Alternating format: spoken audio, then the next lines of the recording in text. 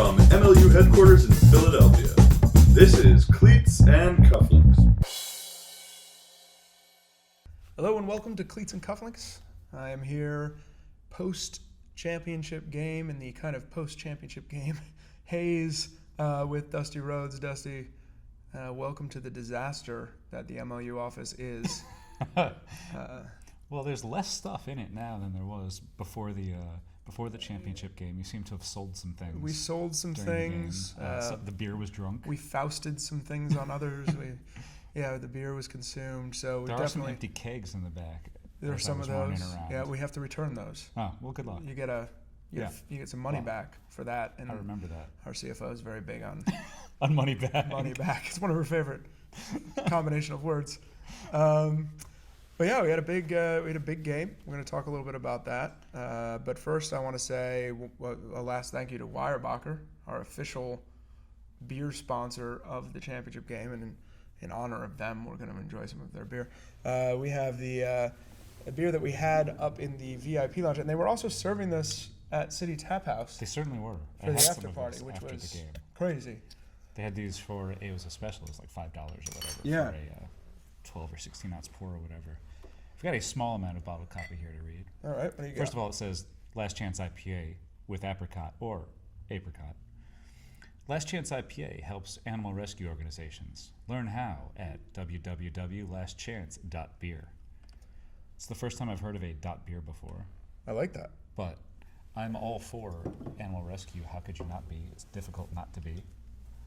So this is, and I read this, there's box copy too. I should have brought that over for you. You would have enjoyed the box copy. But the box copy does mention that due to the apricots, pours a little on the hazy side. Well, I don't mind the hazy side. No, me neither. It's something to note. Well, you were just mentioning it's a post-championship haze of some kind. I feel that way sometimes these days. I mean, it's a lot of work, that game. And you get through it. And I had a nice day with the family afterward. And then you come back to the office and, it's regrouping time. And as I said, it's a disaster. So you may notice we're in a different set, those of you who are watching this rather than listening to it. Cheers. That's tasty. You may notice we're on a different set today in front of our lockers, which, there have been things filmed here before. A single light, thus the shadows. But that's mainly because the office is in a state of disarray reserved only for a post-championship game. I wouldn't call our office the neatest of offices at all times, but this is a particular type of mayhem. You got extra stuff. Yeah. And all the stuff that was here that you could sell or that you could use for the championship game for some way made it over to the field, and now you have to put it back in the slightly organized way that you had it before. I want to credit Jonathan McQueen with that too. He worked in his youth for UPS, and his packing skills, phenomenal. We got a 14-foot U-Haul. Every space of it was filled. And then I drove it over to the stadium, and I pulled away with the back of the U-Haul still open, dumping half of that stuff out onto the street. No, we fit it. I just didn't close the door. I at first thought you were going to say it's a good start. We had to thank McQueen for biking everything back and forth.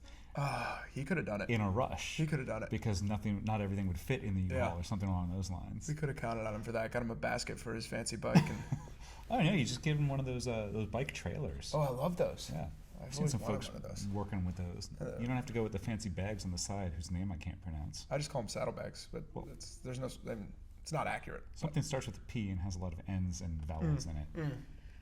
Somebody knows. I'm not good with French words. You're not allowed to pronounce all the letters, so I don't know what the deal is. Yeah, the French. They're rude about that. They hide pronunciation of letters. No, Eric, now we've insulted the French. It's not the first time. It isn't. The French have been insulted. It's very true. But anyway, let's do a little bit about this game. Let's talk about this game. Love to. So I'm going to give a little bit of a recap from my perspective. So we just found out today the stadium gave us their official count for the game, which was 3,050 people. Wow. It's pretty awesome. Explains why they're so loud. It's so loud. This is one of the few times that we couldn't actually from the booth see the number of people. They're all below we're you. right above them, and it's not a glass box. It's Yep. a metal box, Yep. which comes up later when the We'll lightning talk about that a comes. little later when the lightning shows up. But they were really loud, and it sounded like the sound was coming from all around us, and it gave us a really good energy, both in the booth and in the game, actually. That stadium itself is loud. It's something about being a giant concrete bowl that just makes noise amplified. There's nowhere for the noise to hide. Nowhere And, at all. You know, when you go up into the back, there's no like concourse up above. Oh, So right, the sound yeah. doesn't absorb back. So their concourse is underneath the stand, so it just rebounds off the stone wall that you can see from the outside. That's right That where the is seats it. end. Yeah, and it's just a megaphone. So it was funny. I was walking out onto the field about the time the national anthem was about to start, and you know, Frisbee fans being Frisbee fans, the stands are only partially, filled in. I mean, they were only ever partially filled in anyway. This is a Right. 58,000 seat stadium, so Right. let's not pretend it was jam packed, but it was sparsely filled. I'm like, oh man, if this game doesn't have a lot of people here, and I turned around to look at the flag, as one does during these occasions. Appropriate. Yep. And the concourse coming in was just packed with people, and There's the people one were around the flowing end in the zone, gate, and everybody stopped as they came in because of the national anthem, and they're all stopping and looking at the flag, and it's just backing up, and you're getting this huge crowd, and they just keep coming, and I was like, okay, Well, I'll say there's a second reason be that they were better. stopping on the way in. They could buy a beer on the way in. that is also where the beer is being sold. The Weyerbacher beer tent was over on that side, and that, I mean, great amenity for the I mean, fans. Coming in. so there was the Weyerbacher, and there was also they were selling other beers at some of the other little locations in there. Yeah. There was just a lot going on. There was a lot to happening. choose from. There was a If lot for of some options. reason you didn't like Weyerbacher, which I personally don't understand. I liked them well before they were the sponsor for the Yep, championship yep. game.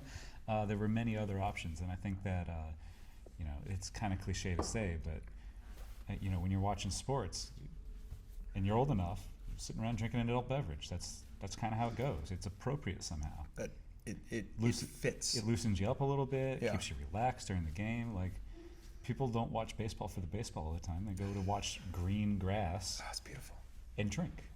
So, like, during the game, I think that actually had an effect on the way that the fans were interacting. They got rude here and there. They did get a little rude, and we'll come to that. There was some I'm booing. sorry, I mean, yes, they're- you're still setting up the game here. I'm setting up the game. They're Philly fans. Stags came down though. We did some great little podcasts with the Stags pregame. They were great the whole way through. Yeah, I was just gonna say, shout out every to interaction. all of the Stags. Every single one of them. And every time that I Except for interacted with Riley them, Murray. they were more than accommodating of all the irritating requests we had of them to sit and talk with us for a little bit. But they thanked us for any number of things that we've done over the course of the season, putting out articles, doing all that stuff. It was great. Yeah. It was wonderful to hear. We don't always hear the good stuff from the people we work for or with, depending on how you think of players, or we cover, depending on how you think of players. And I think I can get that. Yeah. I used to bother me. I'd only get emails when something went wrong. I felt like, and I get like. They're emailing you kinda because they down. want it to be right. Exactly, and an email is a commitment. Like, it's got to be something pretty important to send an email. So it's nice when you get to see people in person and realize that they're appreciative and they're happy to be here and they're excited for the game and all these things. And they went into a tough situation with a huge crowd of mostly Philadelphia fans that they had to play in front of, which is fun, but also can be intimidating. Yeah. Virtually unintimidated though, because they were egging the fans on Early on. early on. in the They were game. engaging with the opponent's fans early on in that game, and I like to see that. Oh, I approve of that because it gives you this sense of like, yeah, we're here and we don't have any fear. Like we're ready to go. Whatever you have, like toss it at us, and we're gonna go right back at you. And I think neither one of those teams played scared in the game. It was a little sloppy. Low scoring game. Really low scoring game. But I don't think it was due to there being fear. I think it was just like part of it is being extra amped up. Part of it is like just you're playing against a legitimate opponent who wants to stop you from doing everything that you want to do and has some experience stopping teams from doing what they want to do. Yeah, I'm going to say that I think part of the issue, and let's just get into it. We'll talk about the game now.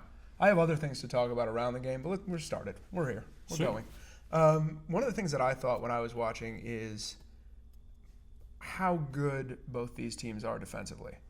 And the fact that, for Portland, you maybe didn't notice it as much until they met a team that had a lot of success offensively. And when they were just able to get those stops from the spinners. And I think a lot of the sloppy throws, as I was watching the downfield cuts, they weren't really about the sloppy throws. It was just options were limited. Yeah, I would say that, so I think the spinners would have liked to attack downfield a little more aggressively. Yeah. But even though, the person we talk about when we talk about that is Woodside all the time, because he's your big over the top kind He of had help one defender. good block early on, too. Before that, Radams actually ended up skying him for sort of a deep floaty ball that I thought Woodside was going to get. Oh, yeah. But a couple plays later, he gets a layout block on Sickles going up the line. And it's just this moment where you're like, oh, right. So now even Philadelphia remembers that the Stags are out there taking away that deep space pretty aggressively and pressuring their unders. I think a lot of the spinners' longer possessions weren't by their choice. It was that they were being forced into it. That said, if we think about throws deep, you got to talk about Dave Bayer's throw deep to Glazer. As I was talking about on the broadcast, as soon as Dave Bayer released that, I was sure it was too far. Oh, absolutely. And then as it got closer to the two players, I was sure that Meinershagen was going to get the block. And then, amazingly, Glazer ends up with this fantastic catch in the end zone to sort of like announce that Philadelphia is going to do well today. ESPN asked us for permission to use that clip this morning. Yeah. So we'll see. Hopefully. It doesn't mean it's necessarily going to make it. Well, but we'll see. But it was it's a quality play, so I hope that it climbs up that little ladder. I was standing next to a Stags fan up in the VIP lounge when that play happened. Yeah. He had come up from Nashville. Tennessee? Tennessee. Okay. Not some other closer Nashville? I met a lot of people from out of town. There was a father and son who came out. The son had found out about the game, and so they flew out for the weekend for like a father and son trip to come to the game from Chicago. Oh. It was really cool. But I was saying this to a fan of Nashville. He was one of the players' fathers, and when that throw went up, I remember him seeming happy. Like, okay, that's a turnover. That's too far. And it was not. It was not a turnover. I met a surprising number of relatives of players over the course of the time that I was in the stadium. Yeah. It was nice, but extended family was out. I couldn't talk to anybody for a while because I had to keep doing work. Yeah. So I had to sort of cut conversations short and walk away, which I'm kind of good at. But and the only reason you were seeing people anyway. Yeah. The only reason you're seeing people anyway is probably one of the biggest stories of this game, which is the 2-hour lightning delay. Was it 2 hours? Was it 90 minutes? It was long. That's all I know. An hour and a half to 2 hours, somewhere in that range, right at halftime. Yeah. That was kind of interesting too. Like we got to halftime, and then right in the middle of halftime, we had to clear the field. Well, just before the game, there was a bit of rain and delayed us 15 minutes. The closest moment that I have ever been to a thunder or a lightning strike in my life occurred during that, where it just struck right on the outside of the stadium somewhere, just a little bit further, a couple blocks away or whatever. But I was very afraid. Out. I will say very tense. I will say that stadium is very well protected against lightning. Apparently, you'll notice when you sit in the stadium, there are rods. Yeah, all the way around. Incredibly encircle it. I'm still not super comfortable with the idea though. You don't trust science. And the stadium was, they're careful about that. Yeah. So when there's a lightning strike within 8 miles, you have to clear the stadium. So we got to halftime, lightning strike, had to clear the stadium, and then we had to wait. And we're watching the radar, and then we get a lightning strike that's 10 miles away, and we're like, ooh. So now it's a 30-minute wait from there, and we can go back in, right? That's about when I got ready to go But then back one in. hits again at 6 miles, and now we got another 30 minutes to add on top of it. And it just kept pushing back. I thought 2 things out of it. Well, 3 things. Let's do 3 things. One was the first lightning in the beginning of the game that delayed us for 15 minutes. It was actually kind of earlier, but in order to give players time to warm up, we pushed the game back 15 minutes. But that happened right toward the end of the kids' clinic. Mm-hmm. Had to clear the kids from the field. I remember that. Had to clear the kids from the field, but they took them into the gym. And the remember New this York also. players who came with them were still hanging with the kids, still playing frisbee with them, still working with them. And all the reports from the parents after the kids had a great time, and it was unfortunate to have a lightning storm, but we are very fortunate to have Anthony Nunez and a few of these players from New York who did such a good job coming down and helping out with I that. almost got to play table tennis against Randolph. That looked like a nice table. There were a bunch of nice tables actually.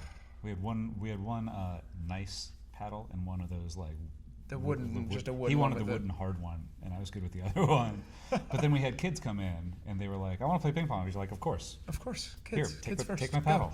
Yeah. Right? Like, I was getting all set to beat him before the championship game. Have we Sent him played in ping? with a funk. We haven't played before, have we? Oh, we got to play some ping pong. I'm in. All right, we're gonna do that. Do that very soon. But yeah, there were kids in there. They were doing a lot of the frisbee indoors, A getting lot a of lot of tosses, the indoor frisbee. getting the throws up. Also, some kids playing basketball. A Why- lot of why parents not? hanging out in there, Yeah. sitting on the bleachers, what have you. And Penn was fantastic for all this. Yeah. You know, getting through these kind of breaks is tough. We had to move people down to the concourse, and move people into the gym, but they, you know, they were very friendly. All their staff was really nice, and they helped get us all through that. And a lot of people stuck around. More than I expected. Yeah, me too. But And frankly, you know, I was I expecting very would have few. understood if everybody left. Like, that's a long time to wait. Yeah. We were in the position where we had the stadium until tomorrow. We're just going to get this game played. But the weather cleared. A big cell that looked like it was coming toward us moved off to the east, and we got to pick up the game again. And you know, that's the point at which it was shortly into that second half that Philly sort of like started to pull away a little bit. yeah, the second half, the beginning of the second half, we knew somebody was going to not come out at the top of their game. There's almost no way to prepare for random delays of, Yeah. not random, but weather-caused delays of 90 minutes, because it's just not, it doesn't happen, right? It's So, too like, long. I think the thing to me that stuck out, and I believe I took a picture of this and tweeted it out at some point, was that the spinners were sitting in the stands with like their families and their friends and just sort of sitting around Yeah. and like hanging out, or like maybe getting some encouraging words, maybe like feeling relaxed. Whereas the Stags were like in the visitors' locker room, or like down on the track where some of them were throwing, some of them were kicking around a soccer ball. Like there was no escape for them. There was nowhere else to go. There was no way to like check out and then check back in. And this is something we talk about in Club Ultimate, where you do have these breaks between games. They're usually planned. You usually know they're coming. But what do you do with them? Right. So you have this moment where you're like, okay, we're done with Ultimate right now. If you're somebody who loves to sit around and talk about Ultimate, these are the people who want to sit around and talk about Ultimate. Yeah. If you don't want to, go take a nap. Go do whatever it is you do. Go read a book. Go like just check out of Ultimate for a little bit and then check back in later. But there was no escape. Like usually there's a tent or your car or just a walk or like anything. But there's nowhere for them to go. Right. So I felt kind of not bad exactly, but sort of like how are they going to deal with this when they come back? And I think that Philadelphia really they really took advantage of some of their opportunities, and both teams played sloppily in both halves. And I think, again, as you mentioned, that was in part due to the defense that both teams played. Yeah. But there were a number of drops, miscues.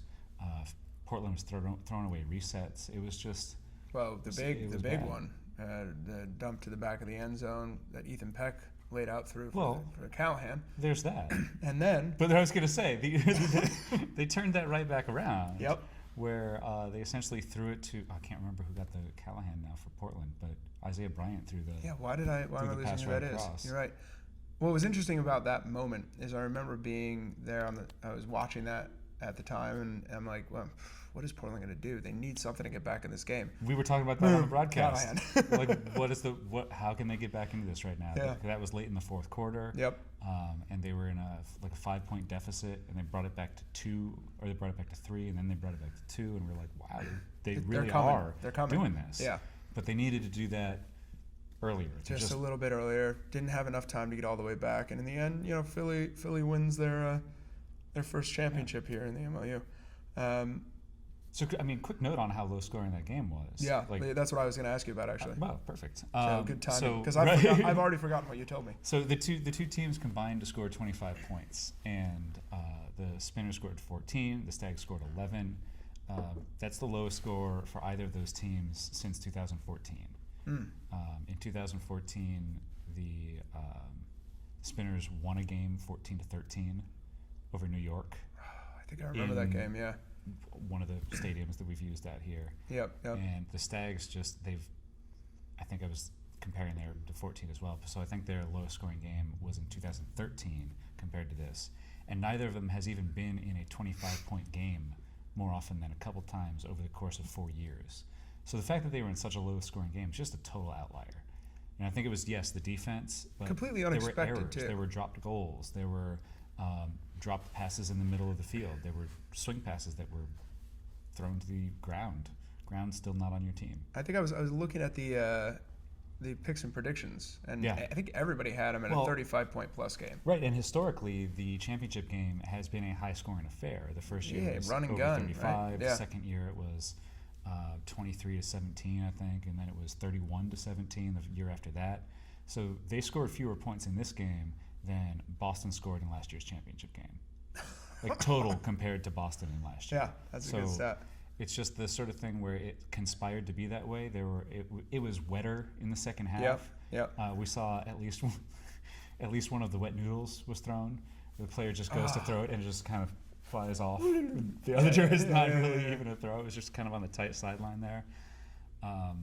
So yeah, I think it was a conspiracy. I don't know who was in charge of the conspiracy, but it all conspired to make that game low scoring. It was high energy, as you mentioned, that's but it the was thing low is, scoring. I didn't even realize how low scoring it was because, I'm running around and I'm watching and then I'm talking to somebody and then I'm running to make sure something's And then happening. you have a 90-minute break. Then I'm watching and then there's a 90-minute break.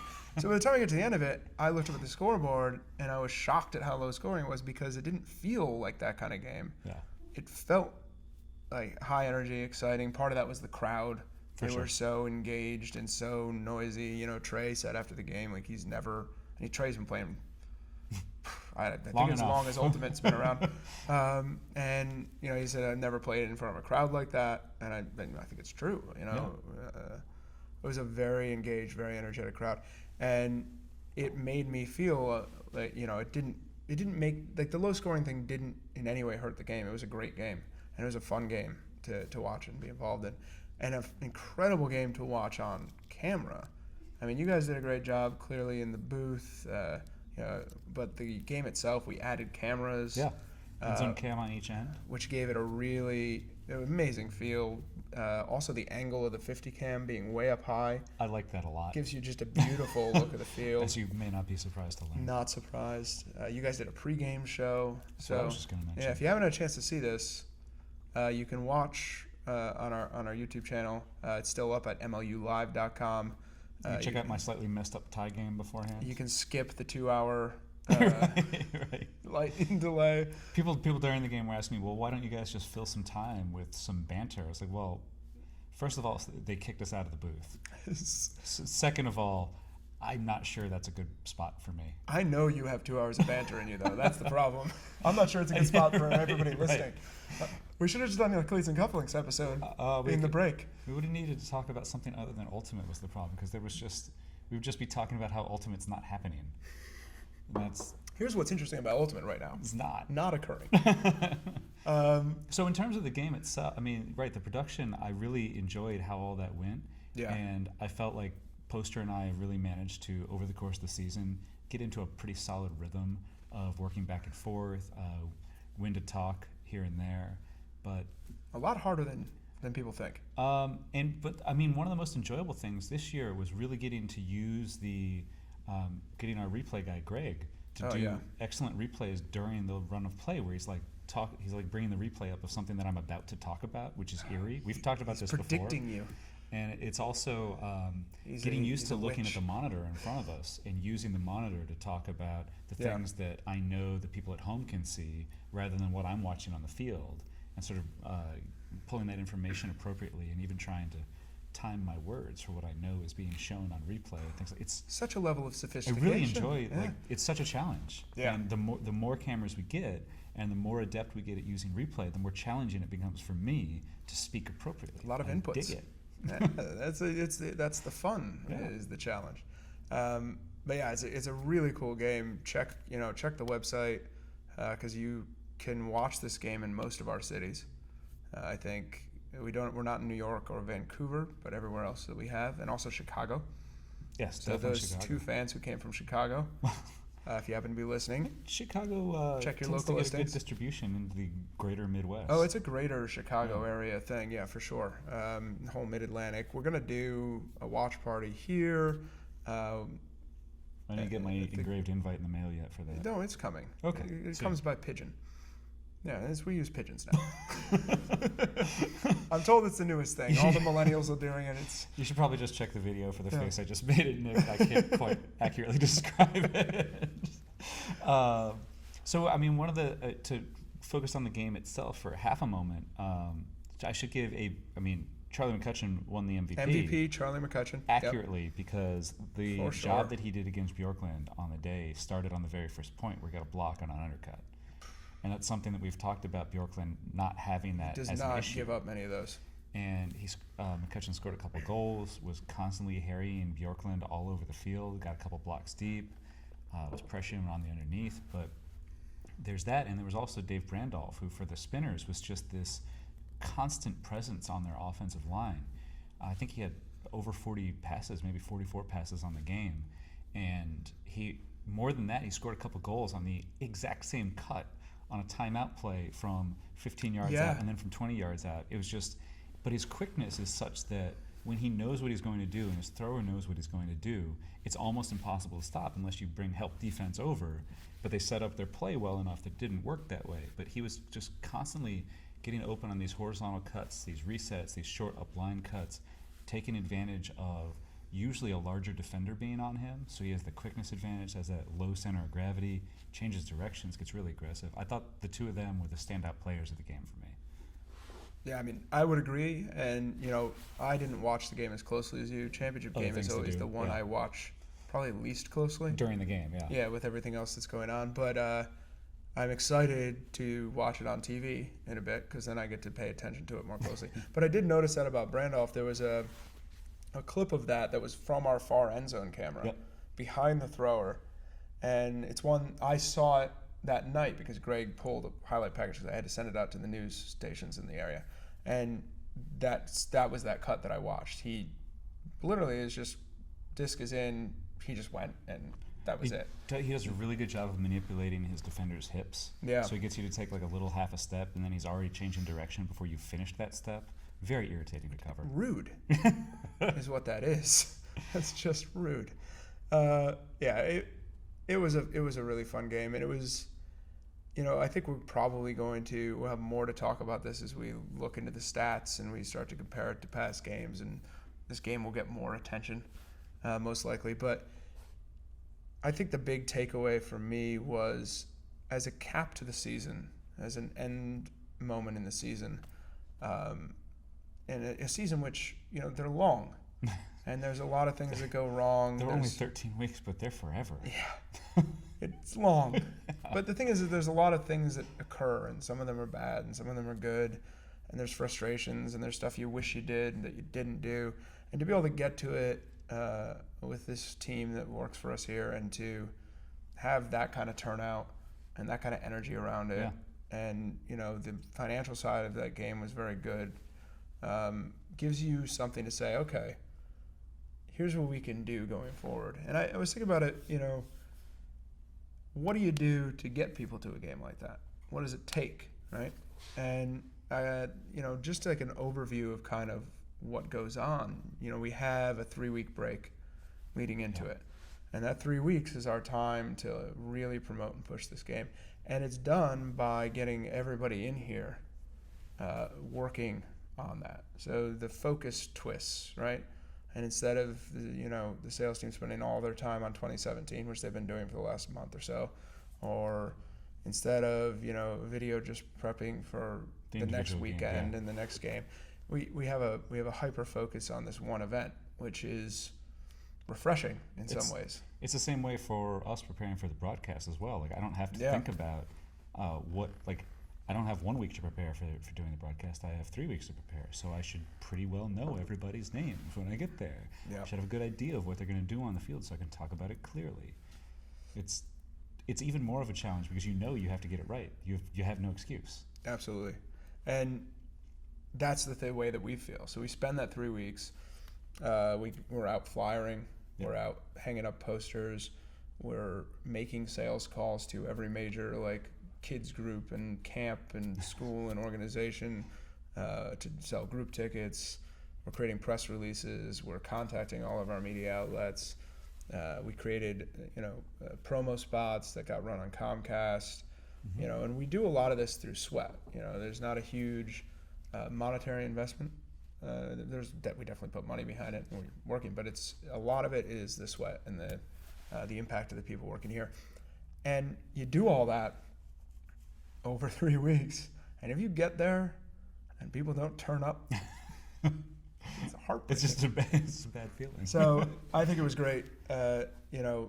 We always want more. We always think we're going to be able to do even more than we do all the time. But 3,000 plus turnout is a very solid result for the work that everybody here put in. Yeah. This is I say it to them personally, but thank you to our staff. Thank you to our fans. Thank you to the people who came out and supported. Thank you to the players who did a really good job helping us spread the word. I had guys show up with me. I had to set my alarm for the morning TV. 3:45 in the morning. Yeah. So that I could get to the PHL 17 shoot that we did, and 8 guys came out and helped out.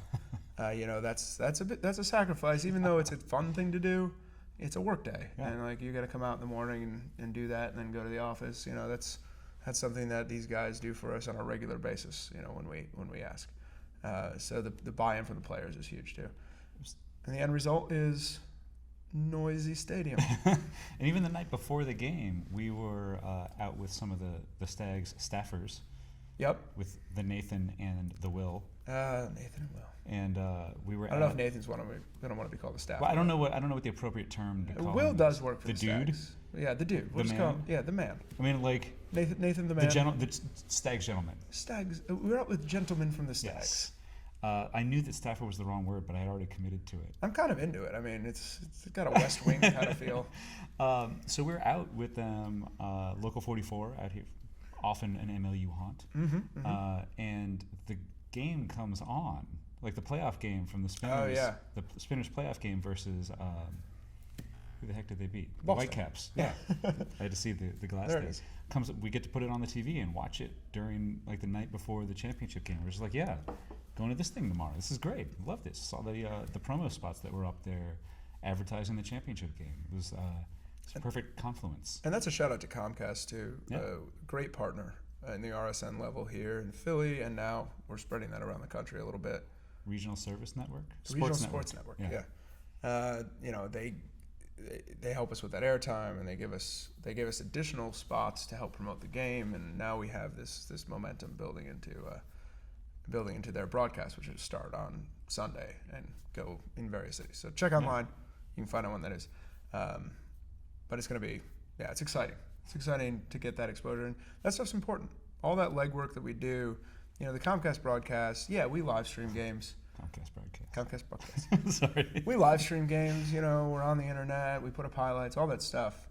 But the Comcast games reach an entirely different audience. And so one of the things that we did prior to this game was we went to local businesses and we gave them a couple of tickets and said, invite some of your employees out.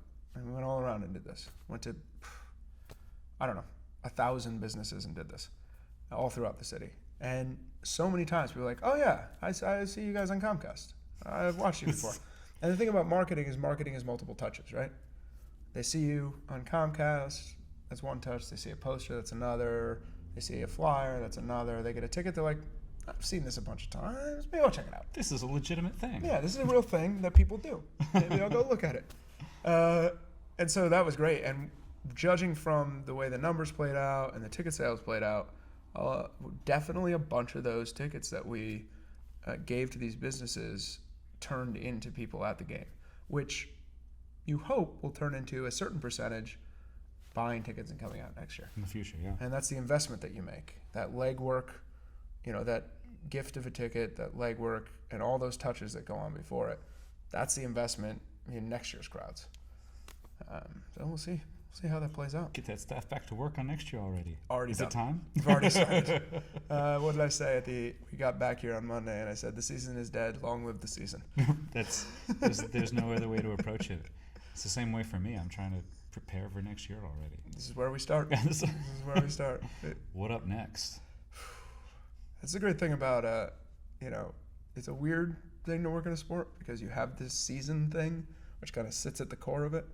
And there's kind of, I explained it to someone before, that there's all this like nuance to the off season. You're making decisions, you're changing things, you're creating projects, you're getting out of new projects, you're going, and then you hit the season, it's like, Right, then there's then you're on a rail. Yeah. For however long that is, because being able to change anything in the course of that is so dangerous that you're just reacting and riding this train car down a rail, pulling people back in occasionally, throwing stuff out occasionally, but you're riding, and then you get to the end of it and you're back to this again where you get an opportunity to regroup, to reset. Some people think of it like, well, your season's over, it should be easier. No. It's, to make the season happen, you got to do the work before the season. so much work. But I like it. I love that stuff and looking forward to it. Yeah. Considering how much time you spend doing I do spend a considerable amount of time on it. It's not all just cleats, cufflinks, and No, you can't just sit and talk to Dusty and drink beer all the time. Unless, is there a job? Is there a job there? No. I mean, my dad's in his off season as a teacher right now. So he kind of has that job. Frequently visiting the house. All right. So we make that his job from time to time. All right, well, he deserves it more Keeps than I me company. do. Yeah. Well, that's all the time we have really for today. Oh, let's do this quick. Really quick shout. Quick shout out to Dusty's shirt of the day. This is a filthy jersey. I've worn a filthy jersey, maybe two before on this, but I figured it was appropriate with Philadelphia winning the championship. An homage to Philly's win. A little slight tip of the hat, even though they have never worn green, and this shirt is green. Fair enough. Some of them were on the filthy team from time to time, more so now than before, as I'm not on the team anymore. So there's more room for actual Philadelphia people. There's more room for other people from Philadelphia. So, congratulations, Philadelphia. You earned your championship. They earned their championship. Congrats, Philly. Congrats to Portland. Like, it was a good run. And I'm sure we'll probably see you next year. I hope so. And that's all the time. We're going to get out of here.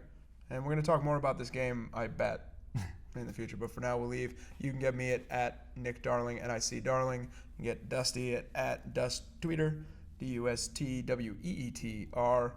And you can get us both at Cleats Cufflinks. Watch the game.